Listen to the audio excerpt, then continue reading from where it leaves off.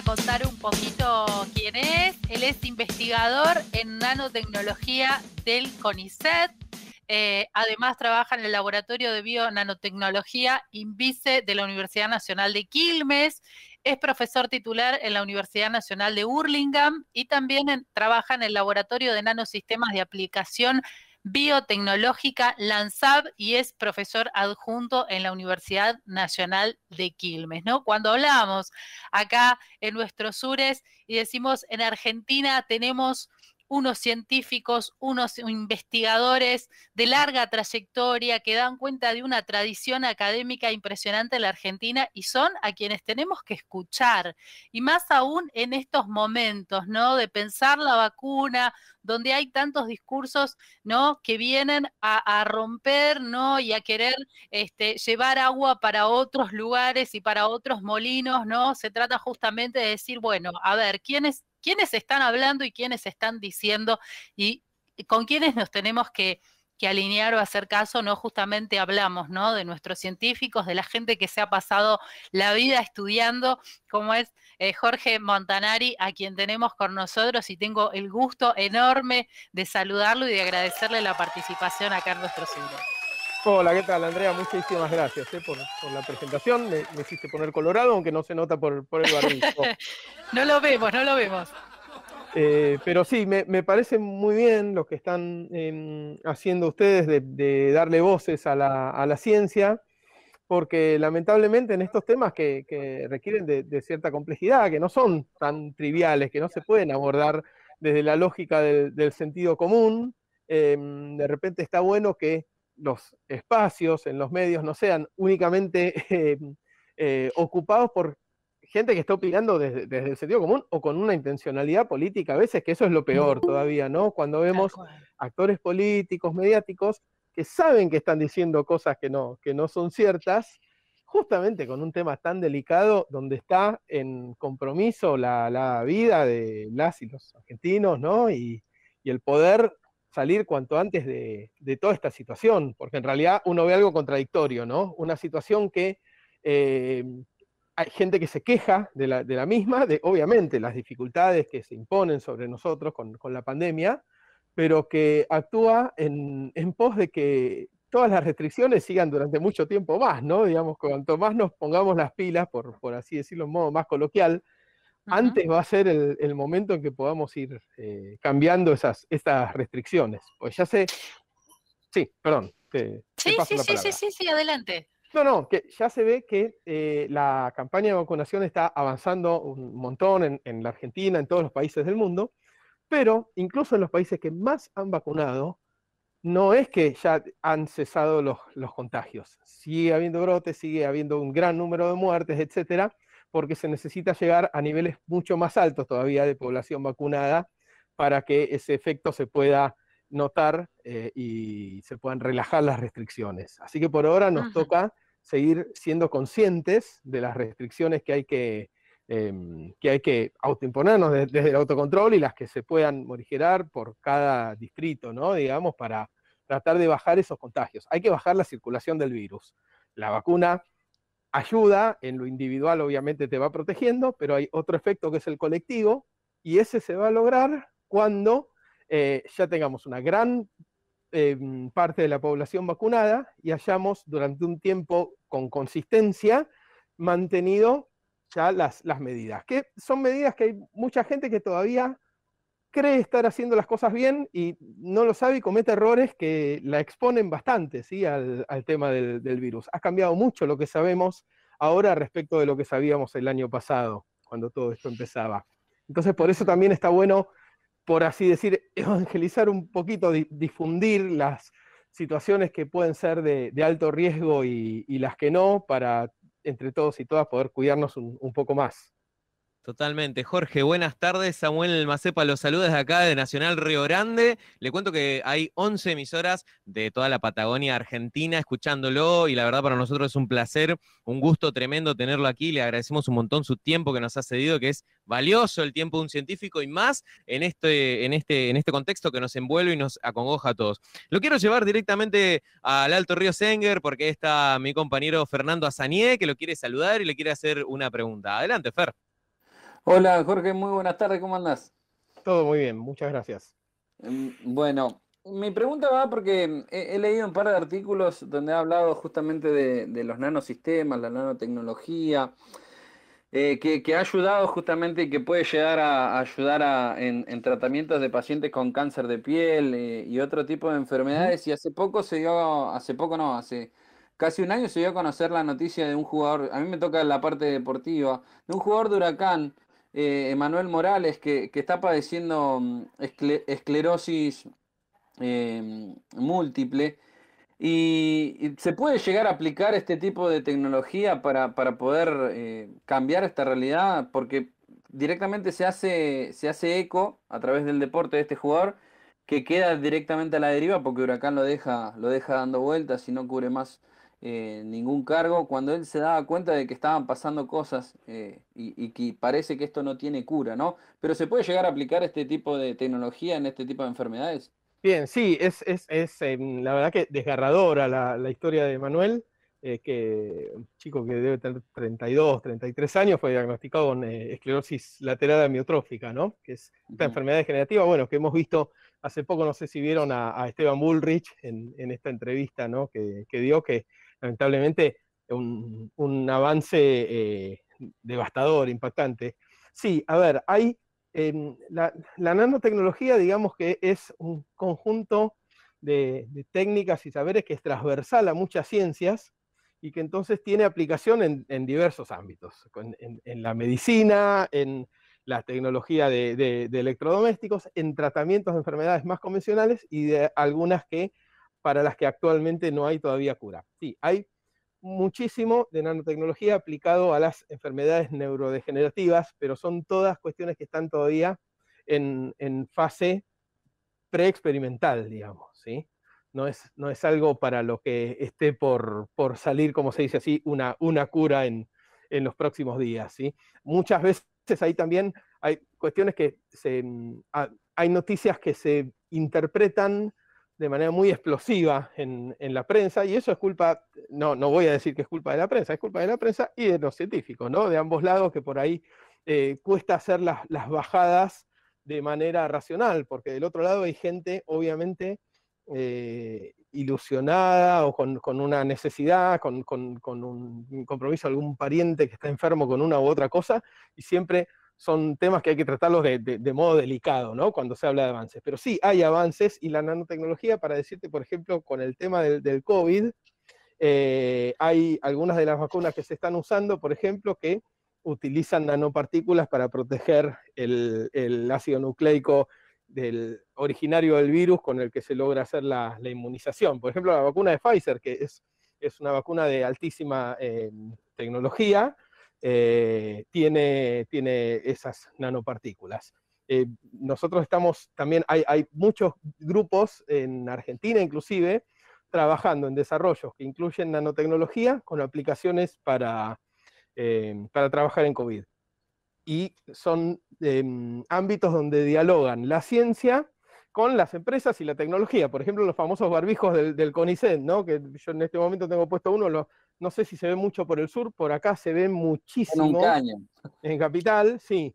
Y bueno, este es un desarrollo conjunto entre una pyme y investigadores del CONICET, ¿sí? El grupo de Silvia Goyanes, que es una colega que trabaja en un montón de superficies, recubrimientos, etcétera, nanotecnológicos, que bueno, ha ¿Qué propuesto hacer. sería, Sí, Jorge, qué sería la nanotecnología? excelente pregunta, Andrea, porque es verdad, yo me No mandé a es hablar el de. traje, perdón Jorge, no es Sí, el traje de Iron Man, por ejemplo, que se viralizó con nanotecnología, es otra cosa. perfecto, está muy bien que lo digan, porque fíjense esto, hace 15 años nadie tenía idea de lo que es la nanotecnología, y hoy en día los nenes, las nenas ya han visto películas donde hay nanotecnología, etcétera. Esto empezó, yo me acuerdo, la primera referencia cultural que vi fue en las nuevas de Spider-Man, ¿no? Las de Tobey Maguire, que aparecía el malo, tenía unos brazos que decían que estaban hechos de nanotecnología, y Hulk, no el increíble Hulk que veía yo de chico en los 80, sino el del 2003 más o menos, también tenía algo de nano. Nanotecnología implica trabajar en la nanoescala, que es hablar, ¿vieron en una regla que tenemos el milímetro, que es la rayita más chica que viene ahí entre centímetro y centímetro? Bueno, adentro de 1 milímetro cabe 1 millón de nanómetros. O sea, imagínate la dimensión que estamos hablando, es trabajar a un nivel muy, pero muy chico. Y lo loco, para decírtelo de manera muy sencilla y sintética, es que los materiales que conocemos en la macroescala, un pedazo de metal, ¿sí? Un plástico, una pepita de oro, etcétera, si nosotros la llevamos a la nanoescala, o sea, la partimos en pedazos tan chiquititos como la millonésima parte de 1 milímetro, se empiezan a comportar de modo completamente diferente. Y entonces podemos aprovechar ese comportamiento diferente de la materia para lograr efectos que en el macromundo no se pueden dar. ¿Qué sería? ¿Trabajar sobre el átomo? Es un nivel más grande que el del átomo, pero son partículas que les podés llegar a contar los átomos. Por ejemplo, nosotros ahora trabajamos con unos nanoclústeres de oro, que se llaman así, que tienen 8 átomos de oro. Los podemos contar y sabemos que tienen 8. Lo loco es que esos 8 átomos de oro, al estar tan cerca, si vos los irradiás con un láser de cierta potencia, esos átomos empiezan entre sí a tirarse la energía que les sobra, además no saben qué hacer, y terminan de repente elevando la temperatura en una zona muy cercana a donde está ese nanoclúster de oro. Entonces, ¿para qué te serviría esto? Si vos, por ejemplo, podés llevarlo hasta dentro de un tumor, ese nanoclúster, y luego lo irradiás con ese láser, podrías matar a las células tumorales por un aumento de temperatura muy localizado. ¿Viste como la fiebre? Que en realidad nosotros tenemos fiebre, ¿para qué? Para matar a las bacterias que tenemos. Por ahí tenemos unas placas en la garganta, entonces al subir todo nuestro cuerpo la temperatura hasta 38, 39, 40 grados, esas bacterias se mueren y ese es el estado gripal, ¿no? Bueno, imagínate lo mismo, pero si en vez de pasarlo con un dolor de cabeza tremendo, vos pudieras aumentar la temperatura muy localizadamente, en un punto del cuerpo sí y en ningún otro. Bueno, eso es lo que se llama, por ejemplo, terapia fototérmica, que sería una aplicación, por nombrarte una de las tantas que tiene la nanotecnología. Espero que se haya entendido más o menos el ejemplo. Sí, sí, sí, sí. ¿Se realiza hoy en día eso? Mirá, eso se realiza también. Son todos desarrollos experimentales, pero que van teniendo pruebas clínicas. Sí, hay Qué bueno, terapias qué bueno. Muy esperanzador aparte. Sí, claro que sí, porque se espera que de acá a algunas décadas, pero en un término que vamos a ver de todos y todas, si Dios quiere, estos tratamientos sean cada vez más frecuentes, ¿sí? Y también haya cada vez más fármacos nanotecnológicos. Hay ya desde el final del siglo pasado un par de fármacos en el mercado que tienen nanotecnología, ahora hay ya bastantes más, y bueno, estamos trabajando en todo eso y haciéndolo desde Argentina, un montón de gente formada en universidades nacionales, y que también hemos interactuado mucho con centros de investigación de altísimo renombre afuera, donde está muy bien considerada la ciencia argentina. Eso es algo que, la verdad, lo digo con orgullo. Tenemos montones de colegas que han ido afuera y son reconocidos. Jorge, ahora yo lo quiero invitar a que vayamos a la ciudad de Esquel, porque ahí está nuestro compañero Carlos Colzer, que también le quiere hacer una consulta. ¿Qué tal, Carlos? Hola Jorge, encantado, muy bien. Y recién hablaba de los medios, del manejo de la información, y cobró gran notoriedad que la colega de Buenos Aires, Viviana Canosa, consumiese en vivo dióxido de cloro. ¿Cómo puede el dióxido de cloro afectar la salud de quien lo consume? Bien, el dióxido de cloro, para empezar, es un material corrosivo, un desinfectante, ¿sí? ¿Qué ocurre? Lo que plantea alguna gente con esto es, mira, pero sirve, mata un virus. Sí, a ver, mata un virus de la misma manera que cualquier desinfectante podría matar un virus. El tema es que no es compatible con metérselo en el cuerpo, ¿no? El ser humano. El dióxido de cloro tiene toxicidad. Lo que ellos plantean, los defensores de esta locura, es que, bueno, si se consume de manera muy, pero muy diluida, ¿sí?